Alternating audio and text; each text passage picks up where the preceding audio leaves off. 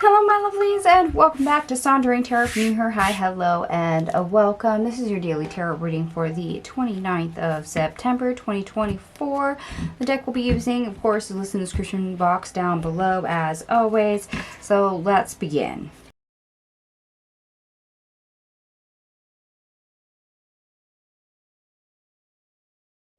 Alright, my lovelies, I do have all your cards out on the table. We have 6 major arcana, which is probably about a third of the cards we have here. So it's a little bit of an interesting mix. Offhand, I do not see any synchronicities. We'll see if that changes as we go through the cards. Anyway, the best part of your day, we start off with the Queen of Pentacles, followed by the King of Pentacles in the reverse, the High Priestess, and King of Swords in the reverse, the Knight of Wands, followed by the Knight of Swords in the reverse, the Eight of Cups, the Hangwoman, also known as the Hangman in this deck, and the Six of Cups in the reverse. Wow. Okay. Well, you are actually somebody who has it going on. Somebody who's beautiful, abundant, who's very giving, caring, nurturing. And this is not a gender specific reading. It's about the energy. We have the embodiment of the Queen of Pentacles here. But that's not how you see yourself. You do not see yourself as that potential. And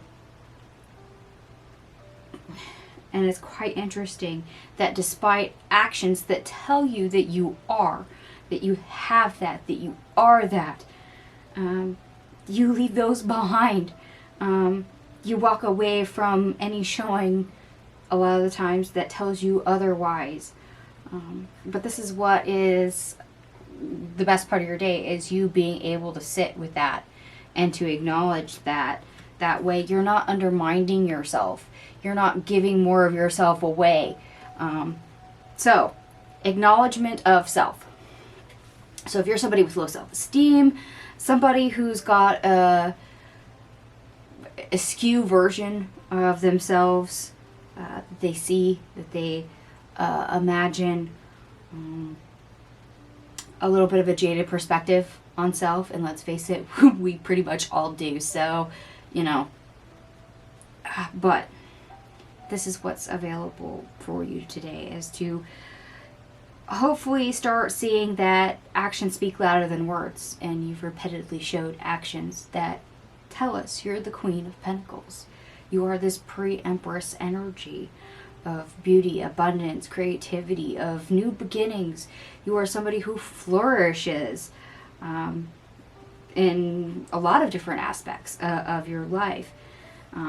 But by keeping the opposite opinion and not seeing your own potential, you are giving yourself away. You are undermining yourself. It's interesting that it came out in the best part of the day for that aspect, but I can see why it did, considering that's exactly what we're capable of correcting, capable of addressing for the day. So let's see what else is here.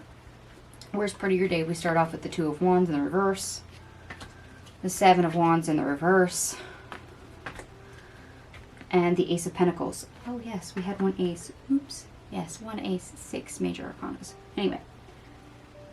Okay. Huh. Alright. I don't want to say you rush into anything like fools rush in, but you might move towards something with your guard down, with no boundaries up whatsoever. You know, you just throw yourself into whatever opportunity situation that is without heeding any caution, without having your guard up, without questioning whether or not you should be, I don't want to say guarded, but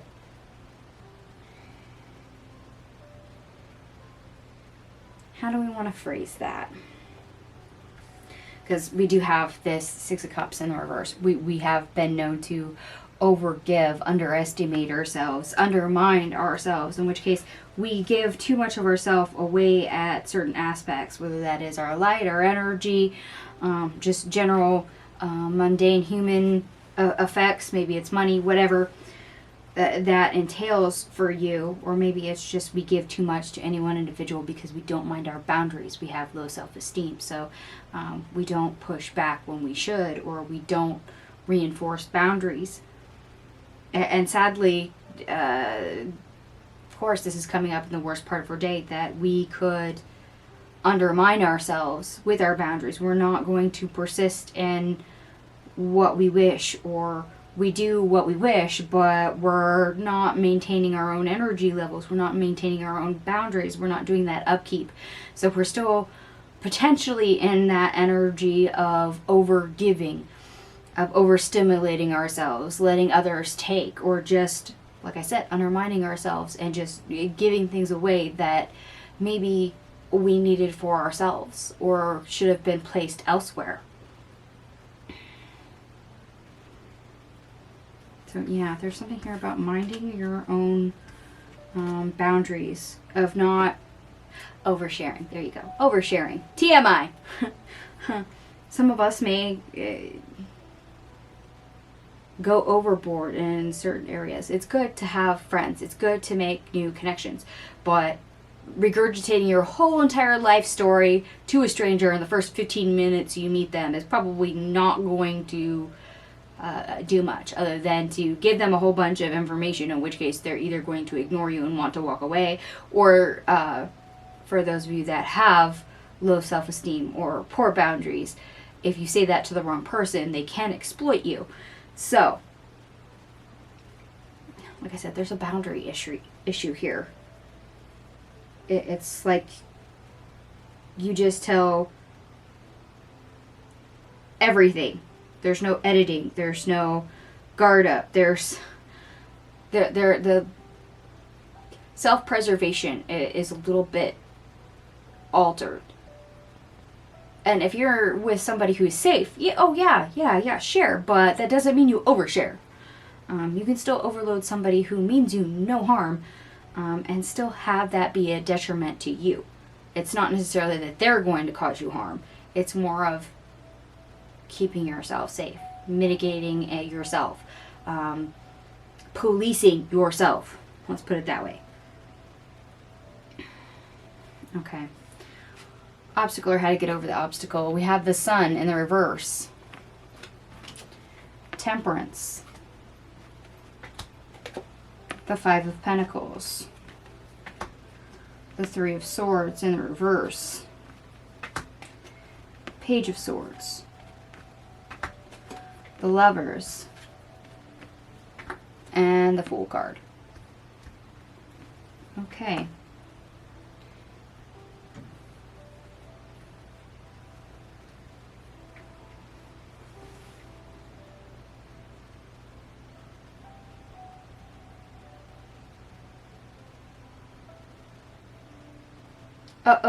Okay. So, back to the oversharing.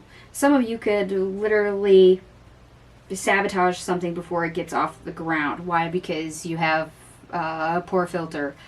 You're oversharing, and eventually that can, with lack of patience, put a damper on the situation. It's not that it's necessarily a bad thing, but sometimes information overload can sabotage connection, overstimulation. Like I said, it's like you almost throw yourself into something all the way and you're overgiving. It's like you're automatically open with no thought, or don't think about rhyme or reason in some aspect.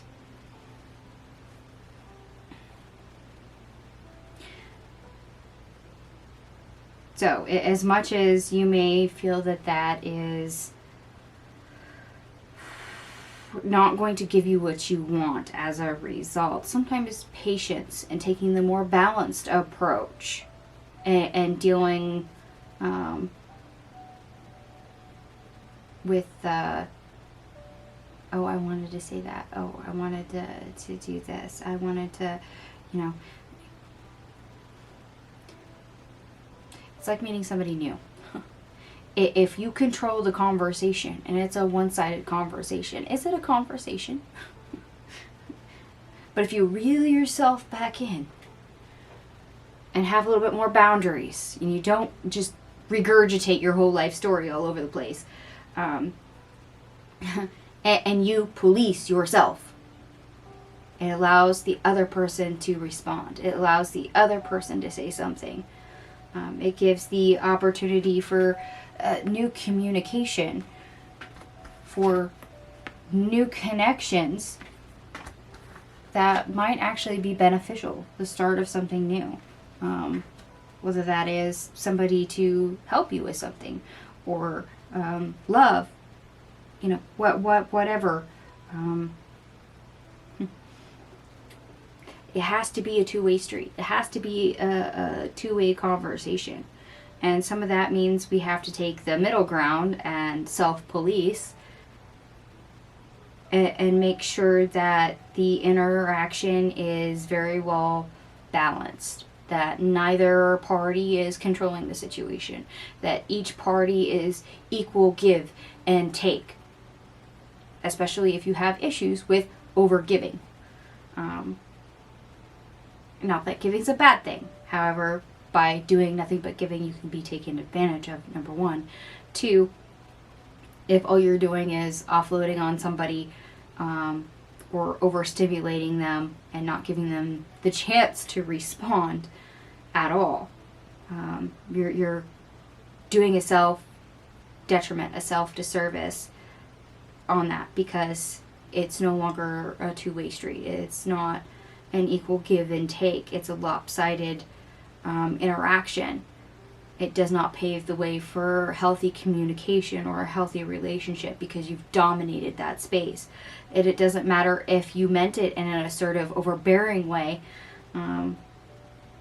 but not being able to give way and mitigate and let the volley play-by-play from two people back and forth, the equal give and take, to happen, will stop it in its tracks.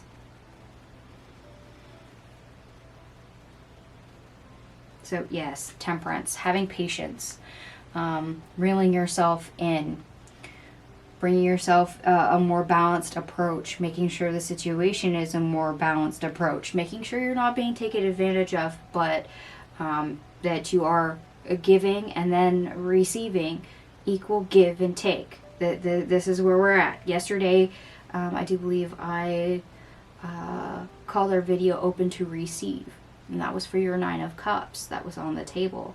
Today, now we're making sure that apparently whatever showed up for you, if you watched yesterday's reading and you are familiar with my channel, that is in equilibrium. You can't always be the giver and you can't always be the taker. It needs to be a balanced situation. That is how we have healthy connections. That is how we get starts and new things that are in balance, but also stable. And that's it. It's a stable, secure connection. Whether or not that is a love, a person, or something else.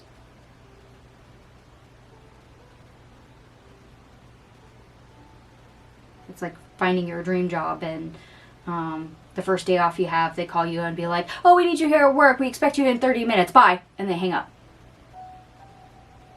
And all you picked up the phone and said was, hello? That's not a good way to start a business relationship. It's not a good way to get off the ground. It's not a good way to have the right footing. But that would be an example of somebody doing nothing but taking. And if you're a person that is a giver, this is where things get out of whack. Like I said, equilibrium, equal give and take here.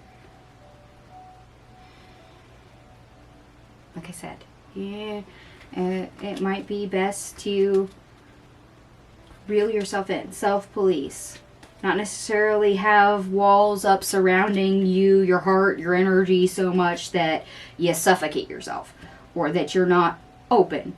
But it might be prudent to be guarded enough to go, okay, I said something. Let's see if they accept that and how they respond. Maybe they don't like that subject, or maybe they're not open to continuing this conversation. We'll see. So you just withdraw for a sec.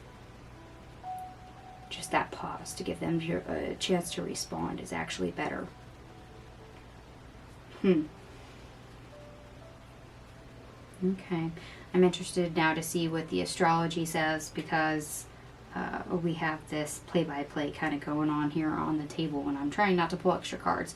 I am still skipping my numerology, so we'll go right into the astrology. The moon enters Virgo, focusing on small ways to improve your productivity. This helps you get more things done, especially in a more effective way. The moon in Virgo sextiles Venus in Scorpio. This is where working with others does help you make progress, and you can enjoy having a partner to help out. Yeah, equal give and take. Because if you're establishing new connections, or even a connection you have, it has to be reciprocal. You don't want somebody in your life that always shows up and they're all like, hey, can you help me with this? Hey, can you do this? Hey, I want this. Hey, I need this. And anytime you're all like, but I need help with, and they're like, no. Equal give and take. Equal give and take. You can't always be the one that gives, and you can't always be the one that takes. It has to be reciprocal. Interesting. I'd be curious how this day goes for everyone. Alright, Mellows, I'm going to stop babbling. I'm going to go ahead and leave this here. If it resonates, by all means, give me a thumbs up. If it does not, no worries. It is a general reading, so please take what resonates. Leave the rest. Thank you so much for watching, and I will see you guys tomorrow. Bye.